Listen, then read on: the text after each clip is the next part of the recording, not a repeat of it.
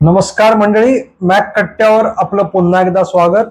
कट्टा मकरंदचा खुल्या चर्चेचा वेध घेत असतो आपण विविध बातम्यांचा, मागोवा घडामोडींचा. अगदी अल्प विश्रांतीनंतर मॅक कट्टा आपल्या पुन्हा भेटीला.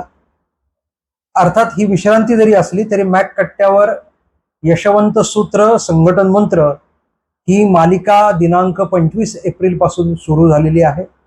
दर रविवारी मॅक कट्ट्यावरून या मालिकेचा मराठी भाग आपल्या भेटीला येणार आहे. आत्तापर्यंत 3 भाग प्रसारित झालेले आहेत आणि या वेगळ्या प्रकारच्या मालिकेला अतिशय चांगला प्रतिसाद अल्पावधीत मिळतोय.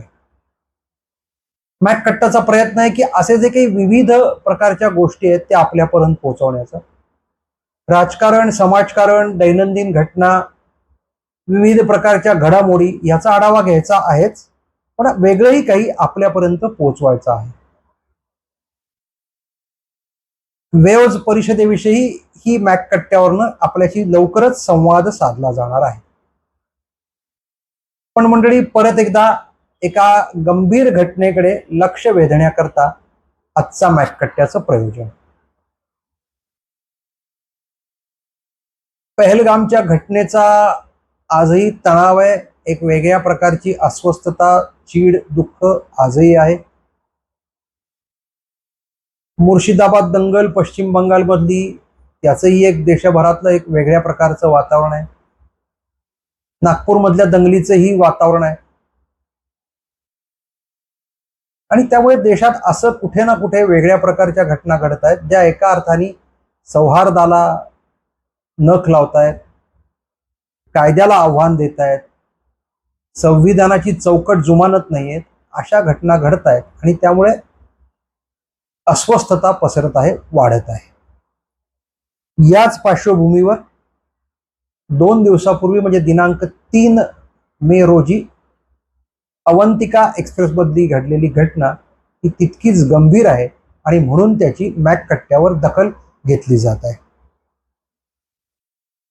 अंगावर रुद्राक्ष आणि तुळशीची माळ, अंगावर रुद्राक्ष आणि तुळशीची माळ, हातावर शिवछत्रपतींचे नाव, हातावर श्री शिवछत्रपतींचे नाव. त्या मुस्लिम महिलेला ते नाही आवडले.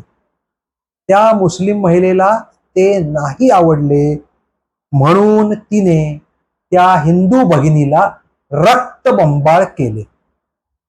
म्हणजे अल्पावधीत आपल्यापर्यंत ही घटना पोहोचलेली आहे. दुर्दैवाने जे स्वतःला मेनस्ट्रीम मीडिया म्हणवतात अशांचा दुटप्पीपणा या घटनेतही उघड झालेला आहे. या घटनेचं वार्तांकन करताना आपलं पुरोगामित्व आणि सेक्युलरित्व जपत, म्हणजेच काय तर सोयीची भूमिका घेत वार्तांकन केलेलं आहे. पण मंडळी, अशा घटना आता लपून राहत नाहीत. या अवंतिका एक्सप्रेसमध्ये घडलेल्या घटनेची गंभीर दखल घेतली गेली. पोलीस स्टेशनला त्याची तक्रार दाखल झालेली आहे. त्या तक्रारीनंतरच प्रकार उघडकीला आला आहे आणि मग नाईलाजानी बातम्या द्याव्या लागलेल्या आहेत. ॲडव्होकेट शीतल भोसले या रक्तबंबाळ झालेल्या, जखमी झालेल्या महिलेनी प्रेस कॉन्फरन्स घेऊन आपलं निवेदन तिथे दिलेलं आहे. आणि त्या हिंदू भगिनीने असं म्हटलेलं आहे की मी इंदोरला चालले होते अवंतिका एक्सप्रेसमधनं मुलांना आणायला, आणि सोबत प्रवासी जसे असतात तशी एक रुबीना पठाण नावाची महिला प्रवासी सोबत होती. सुरुवातीला थोड्याशा ज्या काही सहप्रवासी म्हणून गप्पा होतात त्या गप्पा झाल्या. मग तिने माझ्या हातातल्या अंगावरची रुद्राक्षाची आणि तुळशीच्या माळेविषयीची माहिती विचारली. माझ्या हातावर शिवछत्रपतींचं नावही गोंदवलेलं होतं, त्याची माहिती विचारली. मला असं वाटलं की ती उत्सुकतेपोटी ही माहिती विचारते, म्हणून मी तिला त्याचं महत्त्व सांगण्याचा प्रयत्न केला आणि माहिती दिली. मात्र त्याच्यानंतरची तिची प्रतिक्रिया उपहासात्मक होती आणि हे सब बकवास आहे अशा प्रकारचं ती म्हटली. हे सगळं त्यांनी सांगितलेलं आहे, ऑन रेकॉर्ड आहे. आणि मग तेव्हा जेव्हा ती मुस्लिम महिला म्हणली हे सब बकवास आहे, तेव्हा त्या हिंदू भगिनीने प्रश्न विचारला की तुमच्या बुरख्याविषयी आम्ही असं कधी बोलतो का, किंवा मी असं कधी म्हणते का. आणि तिथे ठिणगी पडली आणि ॲडव्होकेट शीतल भोसले यांच्यावर हल्ला झाला.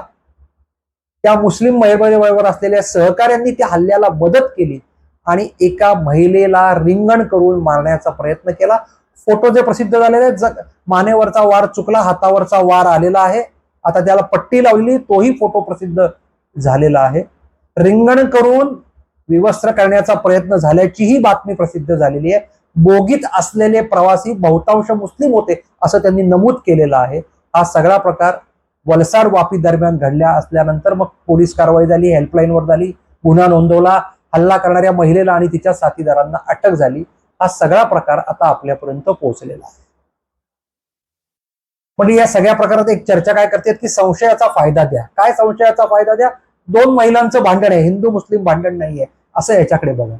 म्हणजे संशयाचा फायदा कोणाला द्यायचा हे नेहमी ठरलेलं आहे. संशयाचा फायदा हल्लेखोरांना द्यायचा, त्याच्यात कशाला धर्म आणता? हे तर दोन महिलांचं भांडण आहे, कदाचित जागेवरनं किंवा अंट कोणत्या करताना गाडीतलं झालेलं वाद आहे, सोडून द्यायचं असतं. पण हिंदूंना कधी संशयाचा फायदा नसतो, हिंदूंना मात्र आरोपी केलं जातं आणि यामुळेच अस्वस्थता पसरत आहे.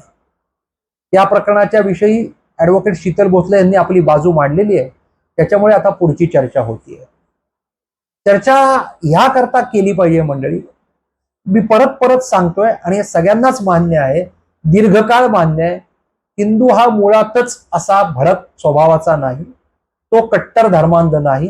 कारण हिंदुत्व, हिंदूपणे हे मुळातच विवेकाचं जागरण करणार आहे, तुमच्यातल्या त्रुटी उणीवा दूर करणार आहे, षड्रिपूंवर मात करण्याकरता प्रयत्न करणार आहे. आणि त्या उलट ज्या महिलेने हल्ला केलाय तिचा जो धर्म आहे तो आक्रमक आहे. तो आक्रमक आहे म्हणून पहलगामला धर्म विचारून गोळ्या झाडल्या गेल्या, म्हणून पौडला त्या मंदिरात घुसून मंदिराचं दार लावून मुतून आणि त्या मूर्तीशी गैरव्यवहार केला गेला. त्यामुळे पंथ शिकवण, धर्मनिष्ठा, कट्टरता, मूलतत्ववाद हा मुळात आपण समजून घेतला पाहिजे. प्रतिक्रिया हा मुद्दाच नाहीये. ही मानसिकता समजून घेण्याकरता अवंतिका एक्सप्रेसचं प्रकरण किंवा घटना आपण अधिक नेमकेपणाने जाणून घेतली पाहिजे. आपल्याला एक समाज म्हणून, एक समूह म्हणून प्रतिकार कशाला करायचा आहे, कशाचा करायचा आहे, आपल्याला कशाला सामोरं जायचंय हे जोपर्यंत आपण समजून घेत नाही तोपर्यंत ह्या समस्येवर उत्तर निघणार नाही. मंडळी, अशा प्रकारच्या जेव्हा घटना कुठेही घडतात त्यावेळी पोलिसांची किंवा सुरक्षा यंत्रणेची जबाबदारी असते, ती प्राधान्याने असते, ती शांतता टिकवली पाहिजे. यातून गोंधळ निर्माण होऊ नये, यातून नुकसान कोणाचं होऊ नये हे असते आणि ही कायद्याच्या चौकटीत संविधानाप्रमाणे हे बरोबर आहे. परंतु दुसरा पक्ष, दुसरी बाजू ही कायदा संविधान जुमानत नाही म्हणूनच ते आक्रमक होतात. आता त्यांचा सगळा प्रयत्न वारंवार काय बघा की अशा प्रकारची प्रतिक्रिया हिंदूंनी द्यावी, हिंदूंनी असं भडकपणाने वागायला लागावं म्हणजे परत एकदा हिंदू दहशतवादाचं भूत मानगुटीवर बसवता येईल.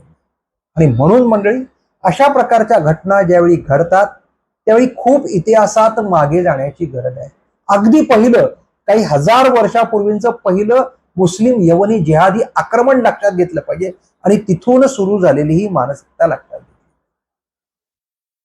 हमीद दलवाईंसारखा एकच समाज सुधारक, अब्दुल कलामांसारखा एक महान वैज्ञानिक, राष्ट्रपती, अशी काही हाताच्या बोटावर मोजलेली माणसं सोडली आणि गंमत म्हणजे ह्यातल्या कोणालाही हा मुस्लिम समाज आपलं मानत नाही, तो त्यांना काफिरच ठरवतो.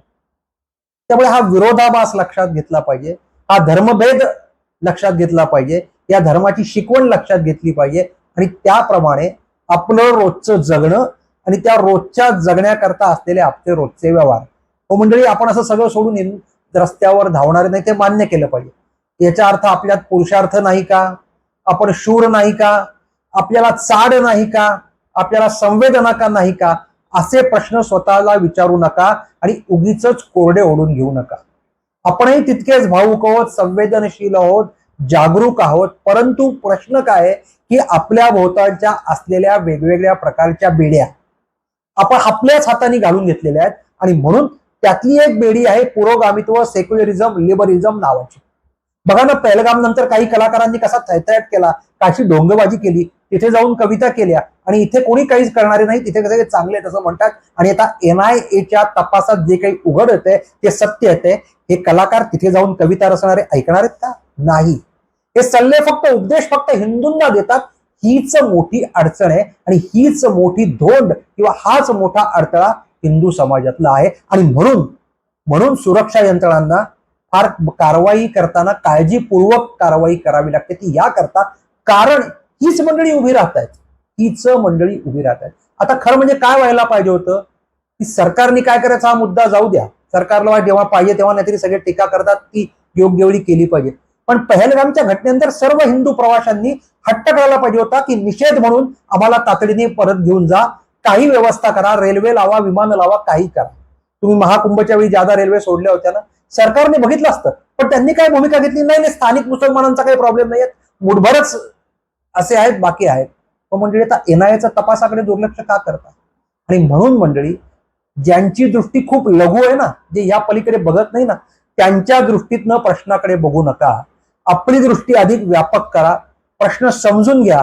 विवेकाचं जागरण करायचं म्हणजे काय, एकीकडे चीड, आक्रोश, क्रोध, दुःख याला साठवत साठवत संयमाने व्यक्त व्हायचं म्हणजे काय, हे जोपर्यंत समूह स्तरावर आपण विकसित करणार नाही तोपर्यंत अशा प्रश्नांची उत्तरं शोधणार नाहीत. मंडळी, हा व्हिडिओ करत असताना काही सूचना किंवा काही मॉकड्रिल होणार आहे अशा प्रकारचं सूचना आलेल्या आहेत. 7 मेला देशभरात काही ठिकाणी हे मॉकड्रिल करून बघणार आहे. आणि या सगळ्याचा संबंध पहलगामच्या घटनेशी आहे. त्यामुळे एका अर्थाने काय भविष्यात घडणार आहे त्याच्याकडे आपल्याला लक्ष ठेवायला लागेल. आणि असं जे घडतंय त्याची एक वेगळ्या प्रकारची चाचपणी अशा पौड किंवा अवंतिका एक्सप्रेसच्या घटनांमधून केली जाते का मंडळी? म्हणून अतिशय सावधपणाला आपल्याला पर्याय नाही.